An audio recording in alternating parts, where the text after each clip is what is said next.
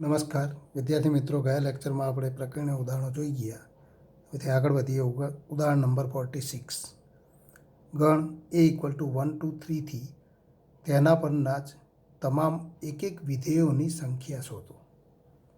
એક એક વિધેયની વ્યાખ્યા આપણે જાણીએ કે પ્રદેશ ગણ એના પ્રત્યેક ઘટકોને તો પ્રત્યેક બે ભિન્ન ઘટકો માટે પ્રતિબિંબ પણ ભિન્ન મળે. તો એથી એના ઘટકોના આપણે સાંકળવા. તો વનને તો સહપ્રદેશ ગણ 1 2 3 પૈકીના તો સહપ્રદેશ ગણના 1 2 3 ઘટક પૈકીના કોઈ એક ઘટક સાથે 3 પ્રકારે સાંકળી શકાય. પણ ફરી બીજા ઘટક માટે તો પ્રથમ ઘટક વનને જે ઘટક સાથે સાંકળેલો હોય એ સિવાયના ઘટક સાથે સાંકળવા પડે. એના માટે આપણે વેન આકૃતિ દ્વારા એ અર્થ આપણે જોઈએ. અહીંયા પ્રદેશ ગણ એ વડે દર્શાવીએ. એમાં 1 2 ને 3 3 ઘટકો. સહપ્રદેશ ગણ એમાં પણ તો 1 2 ને 3 ઘટકો. સહપ્રદેશ ગણ પણ એ તો એના પ્રથમ ઘટકને એના પ્રથમ ઘટક માટે સહપ્રદેશ ગણ એના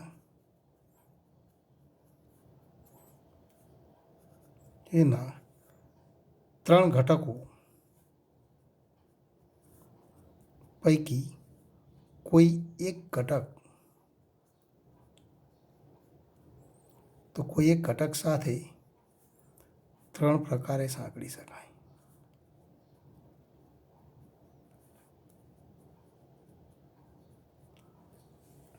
તો વિધેય દ્વારા આપણે આ પ્રમાણે સાંકળીએ. પરંતુ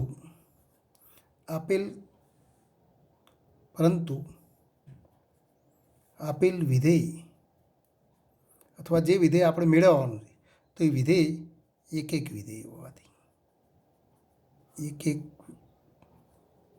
વિધેય હોવાથી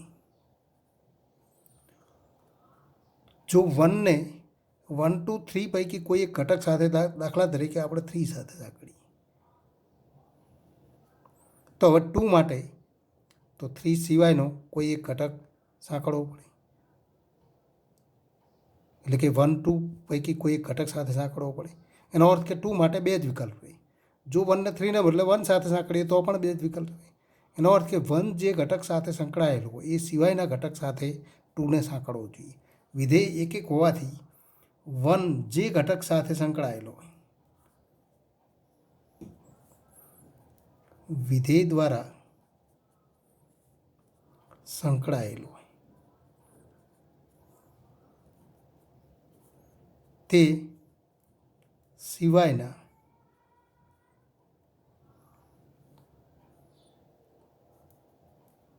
બાકીના 2 ઘટકો તો 2 ઘટકો પૈકી કોઈ એક 2 સાથે સંકળાય તથા તે જ રીતે 3 સાથે તો 3 સાથે 1 અને 2 સંકળાયેલા હોય. અહીંયા આપણે જોઈ શકીએ છીએ 1 ને 3 સાથે સંકળાય. દાખલા તરીકે 2 ને આપણે 1 સાથે સાંકળીએ. 1 કે 2 પૈકી કોઈ એક સાથે સાંકળી શકાય, પણ 1 સાથે સાંકળીએ તો હવે 3 માટે એક જ વિકલ્પ રહે. માટે આપણે કહી શકીએ તથા 3 સાથે તો 1 અને 2 સાથે સંકળાયેલા ઘટક સિવાયનો બાકી રહેતો ઘટક એટલે કે 1 અને 2 સાથે સંકળાયેલ ઘટકો સિવાયના બાકીના એક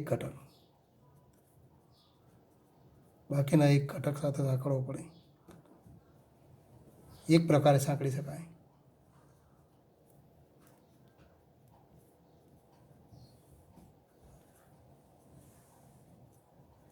આમ આપણે કહી શકીએ આમ ગણતરીના મૂળભૂત સિદ્ધાંતથી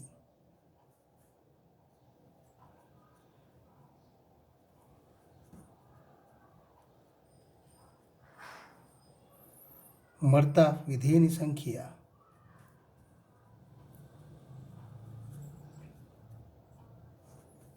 ઇક્વલ ટુ 3 ઇન્ટુ 2 ઇન્ટુ 1 અને ઇક્વલ ટુ 6. આમ એથી એ પરના કુલ 6 વિધેયો મળે અને જે આપણે કહી શકીએ જે ગણ એના ઘટકો 1 2 3ના કર્મચારીઓ.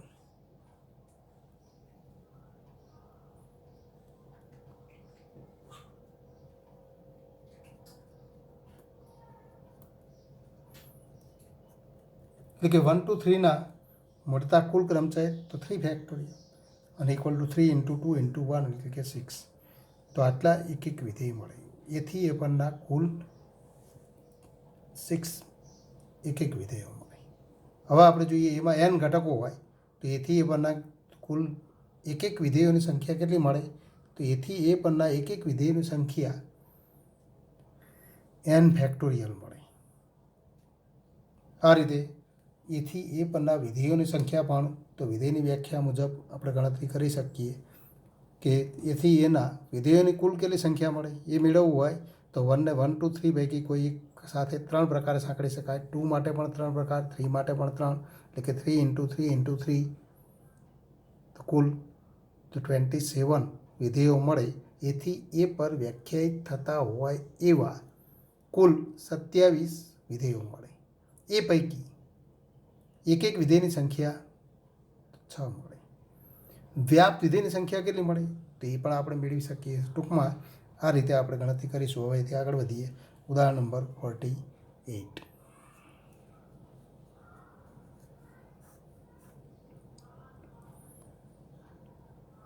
સાબિત કરો કે ગણ 1 2 3માં 1 2 અને 2 1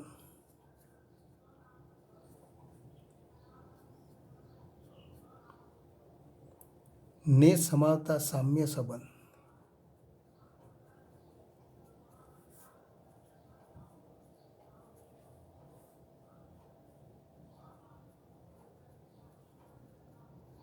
સામ્ય સંબંધોની સંખ્યા 2.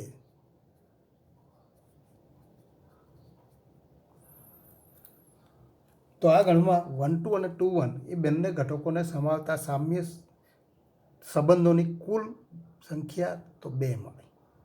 એના માટે આપણે ગણતરી જોઈએ કે 1 2 3 ગણ ઉપર મળતા સામ્ય સંબંધ એ તો આ ગણના એ જ ગણ સાથેના કાર્તેજ ગુણાકારનો તો કોઈ ઉપગણ દ્વારા આપણે મેળવી શકીએ. એ સંબંધ વ્યાખ્યાયિત થાય ત્યારબાદ સામ્ય સંબંધો કેવી રીતે મળે એ આપણે તો ગણતરી કરી શકીએ. અહીંયા આપણે કહીએ કે જો એ ઇક્વલ ટુ 1 2 3 લઈએ તો 1 2 3 ક્રોસ 1 2 3 કુલ તો એ ક્રોસ એમાં 9 ઘટકો મળે. અને 9 ઘટકો પૈકી 1 2 અને 2 1 તો અહીંયા 1 2 અને 2 1ને સમાવતા સામ્ય સંબંધોની સંખ્યા આપણે મેળવી. તો અહીં આપણે કહી શકીએ અહીં એ ઇક્વલ ટુ 1 2 3 લેતા તો એ ક્રોસ એ અને ઇક્વલ ટુ 1 2 3 ક્રોસ 1 2 3 બધી જ ક્રમિક જોડ આપણે લખીએ એટલે કે એ ક્રોસ એના બધા જ ઘટકો લખીએ તો 1 1 1 2 1 3 આ જ રીતે 2 1 2 2 2 3 3 1 3 2 અને 3 3 આટલી ક્રમયુક્ત જોડ એમાં મળી.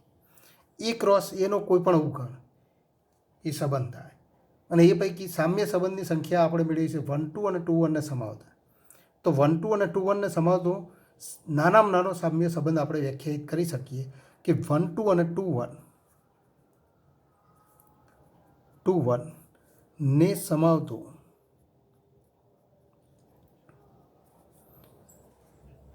નાનામાં નાનો સામ્ય સંબંધ.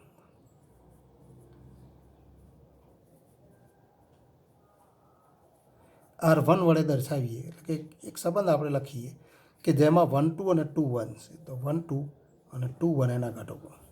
હવે સંબંધ સામ્ય સંબંધ તો સ્વવાચક તો હોય જ, અને સ્વવાચક હોવાથી 1 1 2 2 અને 3 3 એ 3 ઘટકો તો એના ઘટકો થાય જ. માટે 1 1 2 2 અને 3 3 એ 3 ઘટકો એના ઘટકો. ઉપરાંત આ 2 ઘટકો. હવે આપણે જોઈએ, જો આ 5 ઘટકો આપણે તો 5 ઘટકોને સમાવતો ગણ R1 વ્યાખ્યાયિત કરીએ તો એ સામ્ય સંબંધ થાય છે. કેમ? તો અહીંયા આપણે જોઈ શકીએ છીએ કે સામ્ય સંબંધ થાય. કેમ કે 1 1 2 2 અને 3 3 આ 3 ઘટકો તો આ ગણના ઘટકો છે, માટે સ્વવાચક સંબંધ. સંમિત સંબંધ થાય કે કેમ? તો એના ક્રમ ઉલટાવતા મળતા ઘટકો તો એ પણ તો R1ના ઘટકો થાય. એ ઉપરાંત આ 2 જોડ લઈએ 1 2 તો એના માટે ક્રમ ઉલટાવીએ તો 2 1 એ R1નો ઘટક છે, 2 1 માટે 1 2 મળે. એનો અર્થ કે તો સંમિત પણ સંબંધ થાય. પરંપરિત સંબંધ થાય. કેમ? તો પરંપરિત સંબંધ પણ થાય. 1 2 2 1 એ બંને જોડ માટે મળતી જોડ 1 1 મળે, એ પણ Rમાં. અને 2 1 અને 1 2 તો એના માટે પણ તો 2 1 અને 1 2 લઈએ તો 2 2 જોડ મળે, એ પણ Rમાં. માટે તો આ નાનામાં નાનો એક સંબંધ આપણને મળે કે જે સામ્ય સંબંધ. હવે બાકીના તો ઘટકો, અહીંયા બાકીના ઘટકો કયા છે એ પણ આપણે ધ્યાનમાં રાખવાના. તો અહીંયા આપણે જોઈએ કે આ ગણના બાકીના ઘટકો તો 1 2 2 1 1 1 2 2 અને 3 3 1 1 2 2 3 3 અને 1 2 અને 2 1. એ સિવાયની બાકીની જોડ 1 3 3 1 અને 2 3 અને 3 2.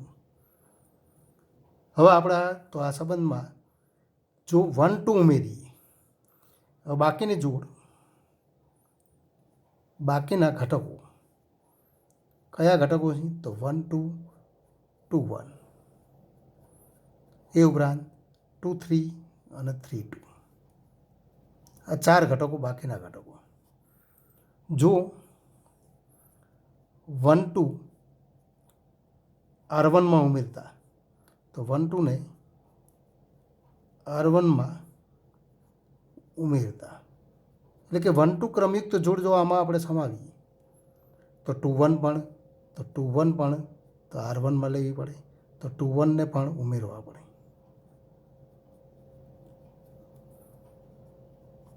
કારણ કે સંબંધ R તો આ સંબંધ તો કારણ સંમિત સંબંધ.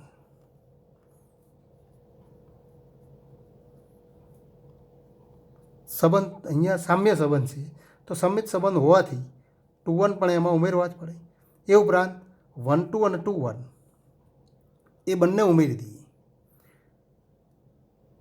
અહીંયા 1 2 અને 2 1 તો આપણે લીધેલા જ છે ઘટકો, પણ અહીંયા બાકીની જોડ કઈ છે? આપણે 1 3 હતા, તો 1 3 અને 3 1 આપણે એક સુધારી લઈએ. તો 1 3 અને 3 1 એમાં ઉમેરવા પડે. હવે 1 3 અને 3 1 જો આમાં ઉમેરીએ તો ફરી આપણે કહી શકીએ કે 2 1 એ R1માં તો R1માં આપેલા, અને 1 3 એમાં ઉમેરવામાં આવે તો ફરી સંબંધ પરંપરિત હોવાથી 2 1 અને 1 3 થી મદદથી મળતી જોડ 2 3 પણ Rમાં થાય. તથા સંબંધ પરંપરિત હોવાથી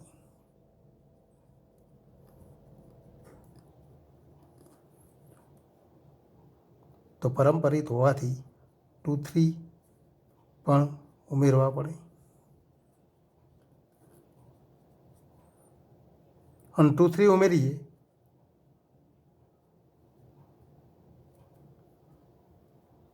તથા સંબંધ સામ્ય સંબંધ પણ અહીંયા પણ કહી શકીએ કે સંમિત હોવાથી 3 2 પણ ઉમેરવા પડે.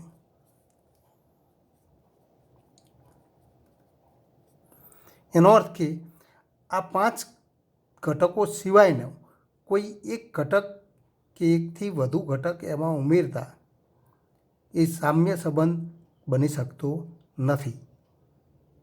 જો સામ્ય સંબંધ મેળવવો હોય તો 1 3 ઉમેરવા પડે, તો 3 1 પણ ઉમેરવા પડે, 2 3 પણ ઉમેરવા પડે, અને 3 2 પણ ઉમેરવા પડે. માટે આપણે કહી શકીએ માટે R1 થી મોટો તો R1 થી મોટો હોય તેવો બીજો સામ્ય સંબંધ, તો સામ્ય સંબંધ એ A ક્રોસ A થાય. આમ આપણે કહી શકીએ, આમ આમ 1 2 અને 2 1, તો 1 2 અને 2 1 ને સમાવતા સામ્ય સંબંધની સંખ્યા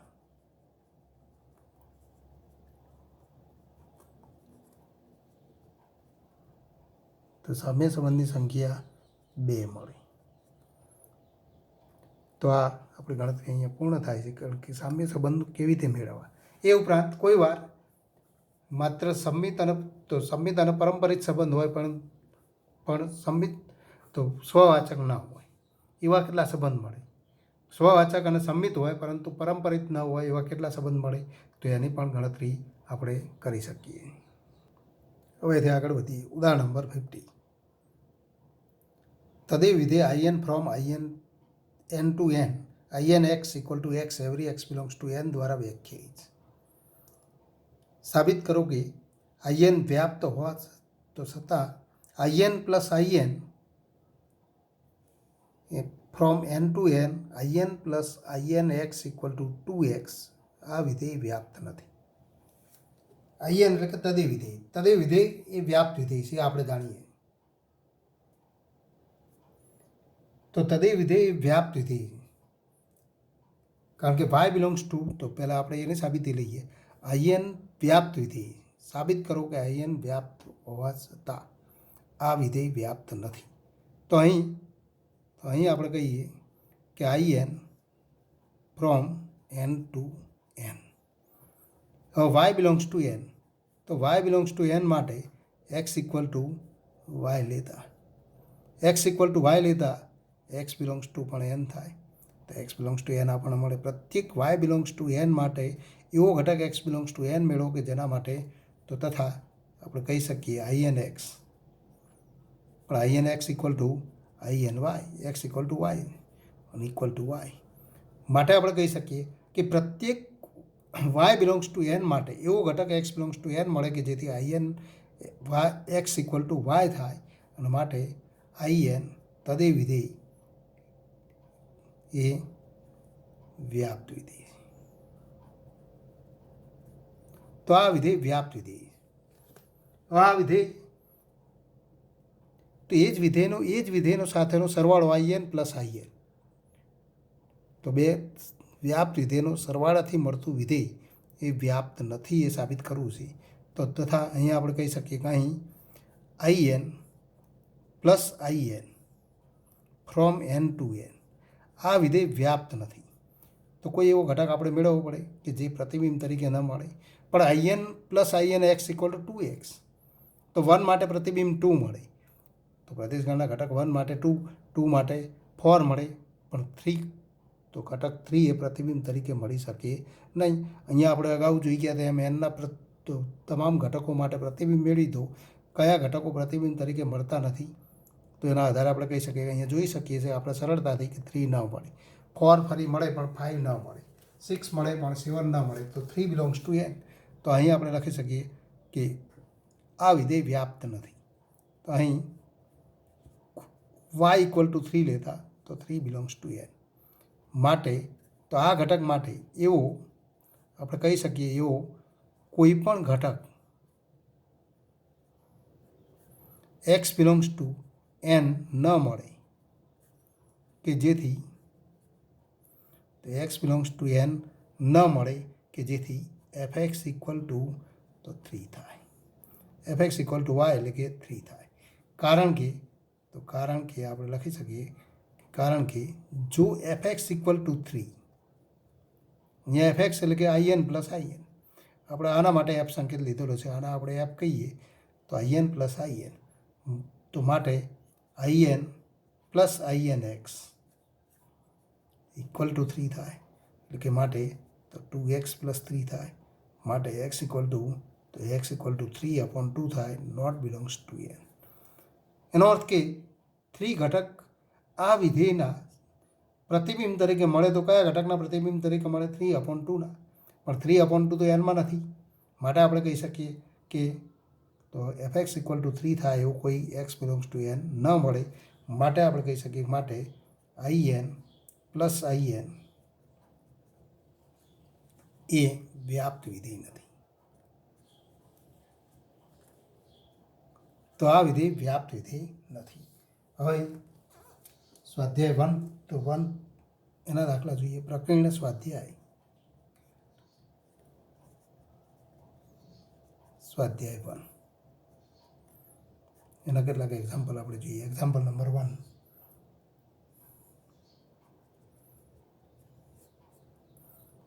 f from R to R, fx equal to 10x plus 7.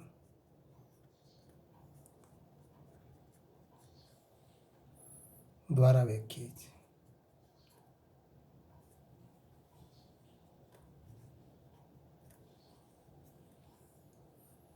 એવું વિધેય g from R to R મેળવો.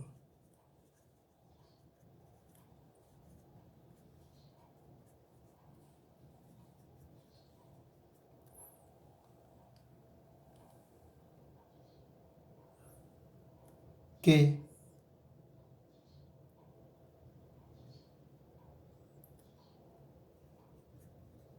જેથી GOF અને ઇક્વલ ટુ FOG અને ઇક્વલ ટુ IR થાય.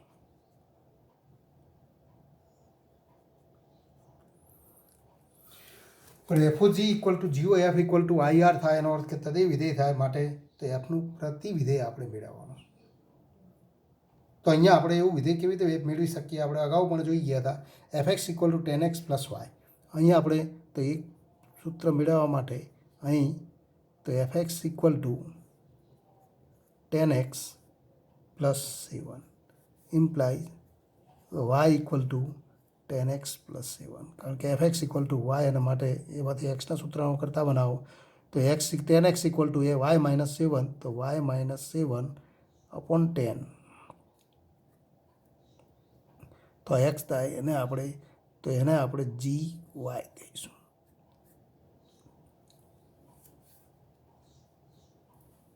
તો માટે g from R to R, gx equal two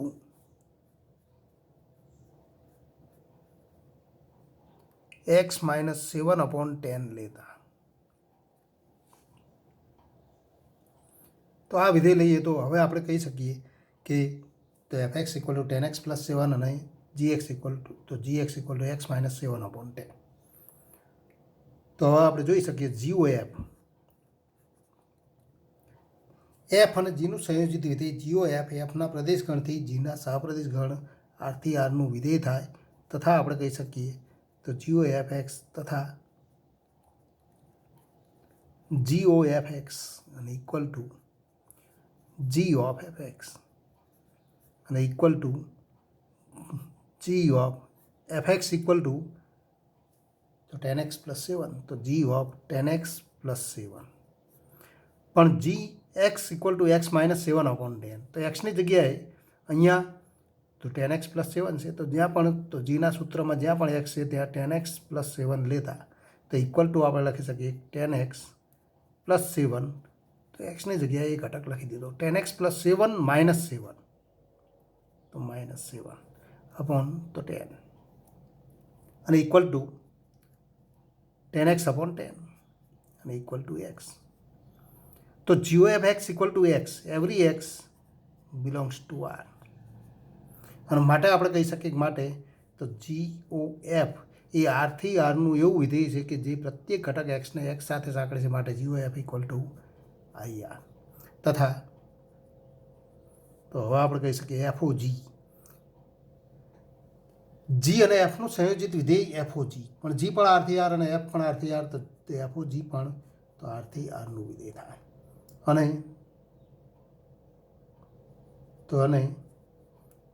FOG of x equal two f of gx અને ઇક્વલ ટુ f of પણ gx equal to તો x માઇનસ 7 અપોન 10. ફરી fx તો fx equal to 10x plus 7. તો ફરી એક્સની જગ્યાએ આપણે સૂત્ર લખી દઈએ તો 10 ઇન્ટુ આ સૂત્ર પ્લસ 7 એટલે કે 10 ઇન્ટુ x માઇનસ 7 અપોન 10, તો 10x પ્લસ 7 અને equal two 10 cancel x minus 7 plus 7, તો તો x -7 + 7 અને ઇક્વલ ટુ x. અને માટે આપણે કહી શકીએ કે FOG પણ પ્રત્યેક x બિલોંગ્સ ટુ R ને, તો પ્રત્યેક x બિલોંગ્સ ટુ R ને, તો અહીંયા આપણે કહી શકીએ પ્રત્યેક x belongs two R, every x belongs two R. તો FOG પણ આરના પ્રત્યેક ઘટકને તો એ જ ઘટક સાથે સાંકળે છે, માટે આપણે કહી શકીએ માટે તો FOG ઇક્વલ ટુ IR. તો માટે માગેલ વિધેય, તો માટે આપણે કહી શકીએ કે માગેલ વિધેય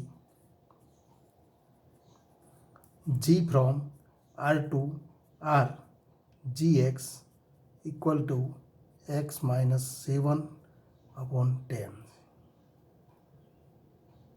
તો આ માગેલ વિધેય. ટૂંકમાં કેવી રીતે વિધેય મેળવવું એ પણ મહત્વનું. હવેથી આગળ વધીએ. Example number 3. જો f from R to R fx equal to x² - 3x + 2 દ્વારા વ્યાખ્યાયિત હોય તો f ઓફ fx શોધો.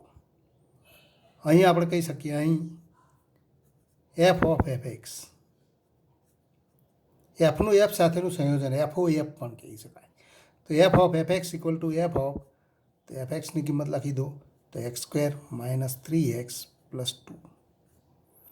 પણ ફરી fx, પણ fx ઇક્વલ ટુ તો x² - 3x + 2, પણ xની જગ્યાએ આપણે આ સમીકરણ લખીએ છીએ, તો જ્યાં પણ વિધેયના સૂત્રમાં x હોય ત્યાં તો સમીકરણ લખી દો, એટલે કે xનો વર્ગ, એટલે કે આ સમીકરણનો વર્ગ x² - 3x + 2, આ સમીકરણનો વર્ગ x² - 3 ઇન્ટુ x, એટલે કે સમીકરણ 3 ઇન્ટુ તો x² - 3x + 2 + 2.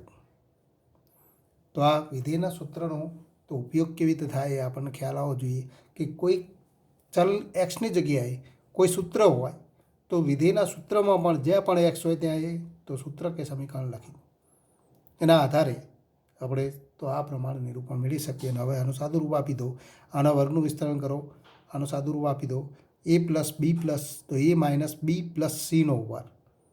તો આપણે જાણીએ છીએ કે તો a + b + cનો વર્ગ એનું વિસ્તરણ જાણીએ છીએ a² + b² + c².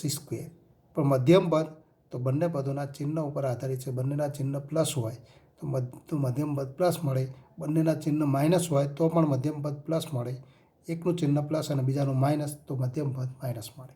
તો આપણે સાદુરૂપ આપીએ તો એક્સની 4 ઘાત પ્લસ 3xનો વર્ગ એટલે કે 9x² પ્લસ 2નો વર્ગ એટલે કે 4 પ્લસ તો a² + b² + c². હવે આ બેનું મધ્યમ પદ તો x² - 3x એનું મધ્યમ પદ 2ab એટલે કે તો 2 ઇન્ટુ x² ઇન્ટુ 3x અને ચિહ્ન માઇનસ તો ફરી આપણે માઇનસ લખી શકીએ, પણ પહેલું અને ત્રીજું પદ એ ધન છે તો પહેલાં પ્લસ આપણે લખી દઈએ. x² અને 2 એનું મધ્યમ પદ તો 2x² ઇન્ટુ 2 એટલે કે 4x². હવે આ બેનું મધ્યમ પદ માઇનસ મળે તો માઇનસ, પહેલાં અને બીજાનું મધ્યમ પદ 6x² ઇન્ટુ x એટલે કે 6x³. બીજા અને ત્રીજાનું મધ્યમ પદ ફરી ઋણ મળે કારણ કે આ માઇનસ ચિહ્ન પ્લસ ચિહ્ન તો માઇનસ 3 ઇન્ટુ 2 6 ઇન્ટુ 2 એટલે કે 12x તો -12x. હવે આનું સાદુરૂપ આપીએ તો -3x² minus minus plus 9x minus તો 3 ઇન્ટુ 2 એટલે કે 6 + 2 અને ઇક્વલ ટુ x⁴. ફરી જે પદ તો સમાન ઘાતવાળા પદ એકત્ર કરો, x² વાળા તો 3 પદ છે 9x² + 4x² - 3x². 9x² + 4 13x² - 3x² એટલે કે તો 10x² + 10x². હવે x³ વાળું પદ તો -6x³. ત્યારબાદ x વાળા પદ જોઈએ 9x - 12x 3x -3x. અચળ પદ તો 4 + 2 6 - 6 તો 0 એટલે કે +0, પણ 0 લખવાની જરૂર નથી. તો આ તો વિધેયનું સૂત્ર થાય, માટે આપણે કહી શકીએ f ઓફ fx અને equal two x⁴ + 10x² - 6x³ - 3x. તો આ માગેલો જવાબ. હવે એથી આગળ વધીએ. Example number 5. સાબિત કરો કે વિધેય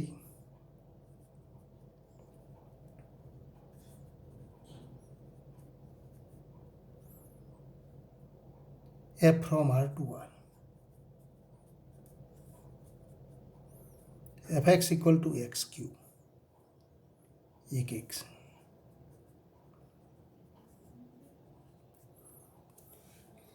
એક વિધેયની સાબિતી કેવી રીતે આપી શકાય તો આપણે જાણીએ છીએ. ધારી લઈએ, ધારો કે x1 x2 belongs to R માટે fx1 ઇક્વલ ટુ fx2, પણ fx1 એટલે કે x1 cube equal to x2 cube અને imply x1 cube minus x2 cube અને ઇક્વલ ટુ 0 અને ઇમ્પ્લાય તો આના બે અવયવ x1 માઇનસ x2 અને બીજો અવયવ x1 સ્ક્વેર માઇનસ તો અહીંયા ચિહ્ન પ્લસ થશે x1 into x2 plus x2 square equal to 0 અને ઇમ્પ્લાય તો આના ઉપરથી આપણે કહી શકીએ x1 minus x2 equal to 0. કારણ આપણે કહી શકીએ કારણ કે x1 square plus x1 x2 plus x2 square equal to 0નો આરમાં ઉકેલ ન મળે. આરમાં ઉકેલ ન મળે કારણ કે અહીં સમીકરણનો વિવેચક ડી અથવા ડેલ્ટા તો ઇક્વલ ટુ બી સ્ક્વેર. તો આ x1નું દ્વિઘાત સમીકરણ છે. અગાઉ આપણે એક એક્ઝામ્પલમાં આ ગણતરી જોઈ ગયા હતા.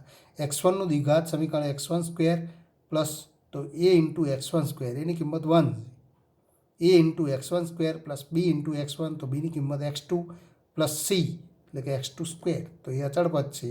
તો x1નું દ્વિઘાત સમીકરણ છે એમ x2ના દ્વિઘાત સમીકરણ પણ સ્વરૂપે લખી શકાય. તો x1ના દ્વિઘાત સમીકરણ સ્વરૂપે આપણે લખીને ગણતરી કરીએ તો ડી બરાબર બી સ્ક્વેર એટલે કે x2 square minus 4ac 4 into તો x2 સ્ક્વેર અને equal to minus 3x2 square less than 0. તો સમીકરણના વિવેચક ડીનું મૂલ્ય લેસ ધેન 0 છે માટે આરમાં ઉકેલ ન મળે. તો આ એના માટેનું કારણ છે અને ઇમ્પ્લાઇઝ આપણે કહી શકીએ માટે x1 બરાબર ઇક્વલ ટુ x2. આમ fx1 ઇક્વલ ટુ fx2 તો implies x1 equal to x2 માટે f કેવું વિધેય છે તો f એક વિધેય. તો એક વિધેય તો આ એક વિધેયની સાબિતી. હવેથી આગળ વધીએ એક્ઝામ્પલ નંબર 7. એક્ઝામ્પલ 7 બે વિધેયો f ફ્રોમ તો બે વિધેયો f from n to n અને g ફ્રોમ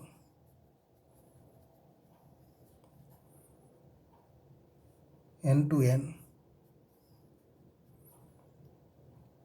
ના ઉદાહરણ આપો.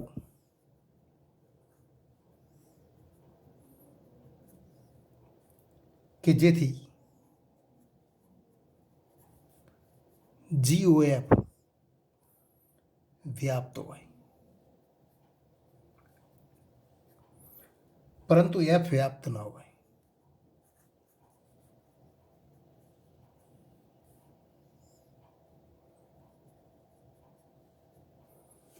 GOF વ્યાપ્ત હોય પરંતુ F વ્યાપ્ત ન હોય. કારણ કે GOF વ્યાપ્ત હોય ત્યારે G વ્યાપ્ત થાય પણ F વ્યાપ્ત ન હોય તો પણ GOF વ્યાપ્ત બની શકે.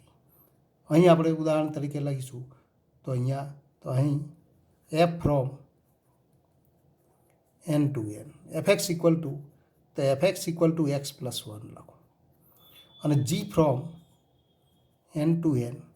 આમ તો ઘણા બધા વિધેયો આપણે વ્યાખ્યાયિત કરી શકીએ પણ અહીંયા જે ઉદાહરણ આપણને આપેલું જ છે તો એ ઉદાહરણ લઈએ. gx ઇક્વલ ટુ તો x minus 1 x greater than તો 1 અને જો x ઇક્વલ ટુ 1 તો 1 લખો તો x ઇક્વલ ટુ 1.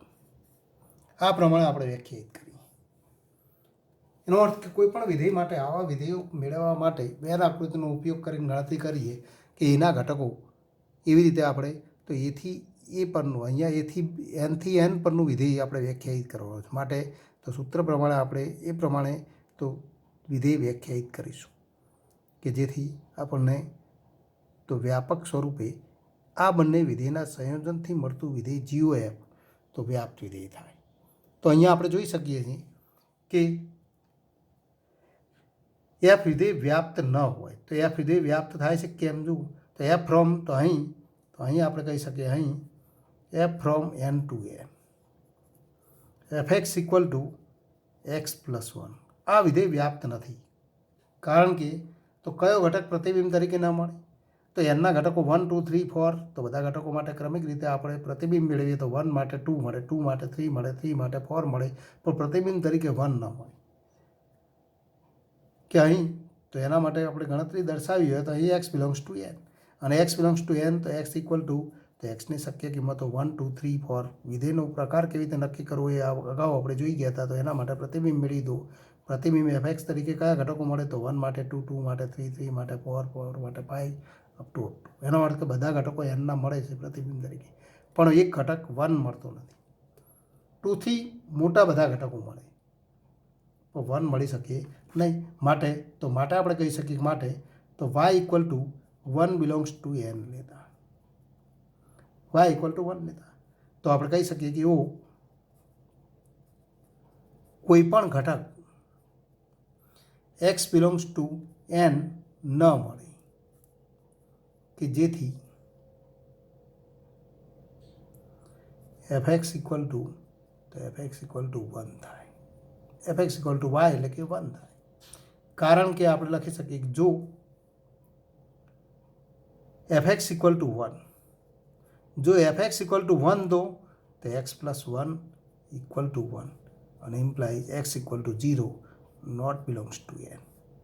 અને માટે આપણે કહી શકીએ માટે એફ વ્યાપ્ત નથી. પરંતુ જીઓ એફ તો g o f x equal to g of f x પણ g of f x equal to તો જી ઓફ એફ એક્સની કિંમત લખી દો તો એક્સ પ્લસ 1 અને જી ઓફ એક્સ પ્લસ 1 પણ એક્સ પ્લસ 1 તો એક્સની નાનામાં નાની ન્યૂનતમ કિંમત 1 એક્સ બિલોંગ્સ ટુ એન હોવાથી એક્સની ન્યૂનતમ કિંમત 1 છે તો એક્સ પ્લસ 1 એ 1થી મોટો છે માટે પહેલા સૂત્રથી આપણને કિંમત મળે તો ઇક્વલ ટુ આપણે લખી શકીએ એક્સ પ્લસ 1 માઇનસ 1 અને ઇક્વલ ટુ તો એક્સ એટલે કે g o f x equal to x પ્રત્યેક એક્સ બિલોંગ્સ ટુ એન માટે જીઓ એફ તો માટે g o f equal to I N. આ તો તદેય વિધેય છે અને તદેય વિધેય કેવું થાય તો વ્યાપ્ત થાય અને એ પણ આપણે સાબિતી આપી શકીએ કે તો ઇક્વલ ટુ આઈ એન અને માટે આપણે કહી શકીએ કે જીઓ એફ એનથી એનનું એવું વિધેય છે કે જે તદેય વિધેય છે. G o f x equal to x થાય g o f x equal to x માટે તો આ વ્યાપ્ત વિધેય થાય કેમ તો તદેય વિધેય વ્યાપ્ત વિધેય છે એ આપણે જાણીએ અને એની સાબિતી લખવી હોય તો આપણે લખી શકીએ કે એક્સ બિલોંગ્સ ટુ એન તો વાય ઇક્વલ ટુ તો કોઈ પણ વાય ઘટક લઈએ વાય બિલોંગ્સ ટુ એન તો માટે તો વાય બિલોંગ્સ ટુ એન માટે એક્સ ઇક્વલ ટુ વાય લેતા તો એક્સ બિલોંગ્સ ટુ એન થાય તો એક્સ બિલોંગ્સ ટુ એન થાય તથા F x equal to f of અહીંયા એફને બદલે આપણે કયું વિધેય છે તો એ વિધેય લખવાનું છે જીઓ એફ એક્સ અને equal to g o f y પણ એ તો તદેય વિધેય છે ઇક્વલ ટુ વાય અને માટે આપણે કહી શકીએ કે પ્રત્યેક વાય બિલોંગ્સ ટુ એન માટે એવો ઘટક એક્સ બિલોંગ્સ ટુ એન મળે કે જેથી g o f x equal to y આ તો વ્યાપ્ત વિધેયની વ્યાખ્યા છે માટે જીઓ એફ વ્યાપ્ત છે. આમ આગળનું ઉદાહરણ થાય કે બે વિધેયનું સંયોજિત વિધેય એ વ્યાપ્ત વિધેય છે પણ એફ એ વ્યાપ્ત નથી.